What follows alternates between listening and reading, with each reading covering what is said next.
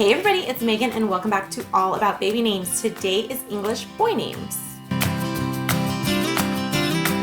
So I'm doing another video in my country series. Today we are focusing on English origin names. So England, UK, it's coming from the English origin. I didn't know, I could obviously, I've done Scottish names, so I've kind of broken it up a little bit. So this is just English origin is what I'm doing, and I'm doing the boys this time. I was able to find 5 boy names that I loved and I thought were super cute, so I wanted to share them with you. And I've got quite a bit more information kind of just about the name in general, so let's hop to it. The first name is Abbott, spelled A-B-B-O-T-T. There were many different versions of spelling this. So some of the more common ones are A-B-A-T and A-B-B-O-T, so just one T, which I thought was really interesting. So it means head of a monastery. It's number 2,266 in America, and I saw that it was mostly a surname. So it's kind of a new thing for a first name. And the name has been around forever. So Abbott is the head of a religious community of monks living in a monastery. Found information that said that it was found in Oxfordshire, Huntingdon, Bedfordshire, and Cambridge in ancient times. So this name has been around forever.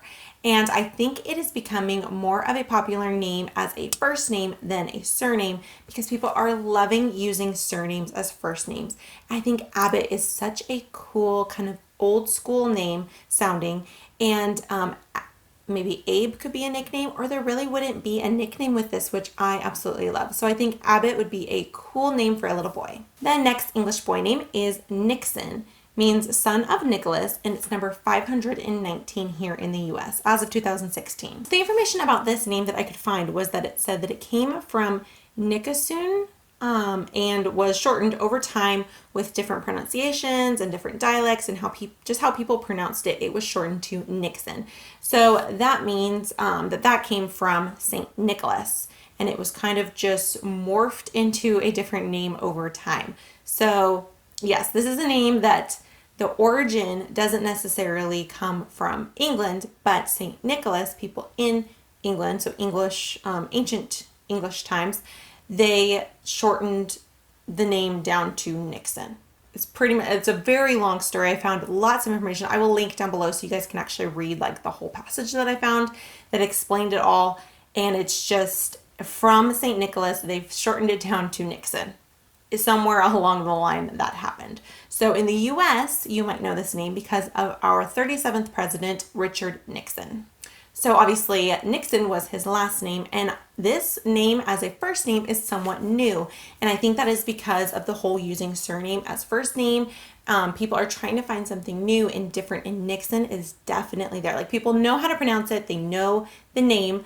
However, it's something edgy and cool with that X. And it is a short name, which is awesome. And like Nix could be the nickname, which I think is so cool. The third name is Layton. It is number 634 here in the US. And it has been around since the 1880s in the US. It's just kind of been completely up and down all over the charts. This is another one that is a surname. It means herb garden. It's also a place, and it is a surname. So I found that there is a Layton, there's a town named Layton in Utah, but there also is a street named Layton Road that is in Blackpool, UK.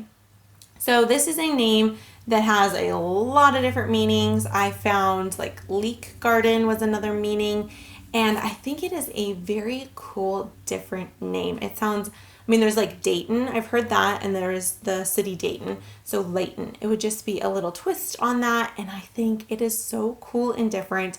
Once again, using a surname as a first name, and I cannot think of any like Lay. I don't think that would even be a nickname. So like Layton would just be a straightforward name, and I can definitely see it for gender neutral, which a lot of people like, but I also can see it for a little boy up into adulthood. It would be an edgy, cool name, and it's perfect for either a little boy or a little girl. The fourth English baby boy name is Calbert.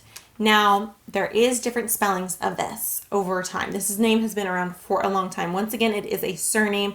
I'm finding all the surnames this time. So the other spelling would be Calvert, And I think that just means like over time, people say the name and they like write it down differently. I mean, names have changed drastically over time if you go from like how it started to how it is now. So, and this is one of them. So it means cow herder or cowboy is the English meaning for the name Calbert. It was a surname, and it said that it was brought to England by the Normans when they conquered in 1066. So this is a name that has definitely been around. I have never heard this name before, which I think is really cool. Cal can be the nickname, and you can have the different spelling. I mean, you can choose to spell it one way or the other, however you see fit. But it is a name that definitely sounds like a surname. It feels like a very strong name, very masculine to me. I do not see this as a little girl's name whatsoever. So if you like those really masculine names, Calbert could be perfect for that. Now the last name, I love this name, and that is Boston. It is number 636, and it means from St. Botolph's stone. It was a 7th century English saint with the St. Botolph. So there were different spellings for the last name, and I think once again that's just how people like interpret it. But Boston, Massachusetts, the city in Massachusetts in the U.S., got its name because there is a town in England called Boston.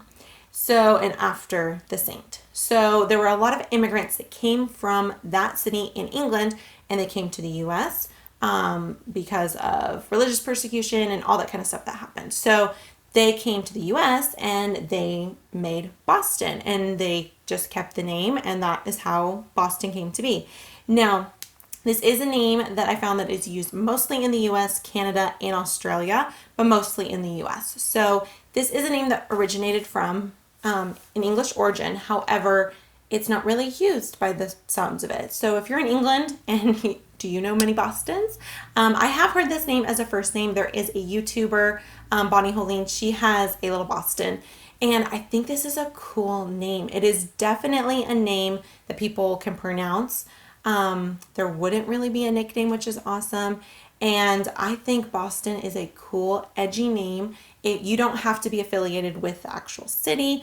I'm a Boston fan through and through with all the sports. So I think this would be really cool. I always said that if I had a dog, I would name him Boston, but I think it would be really cool for a little boy. So there you guys go. Those are 5 baby boy names that originated from the English origin.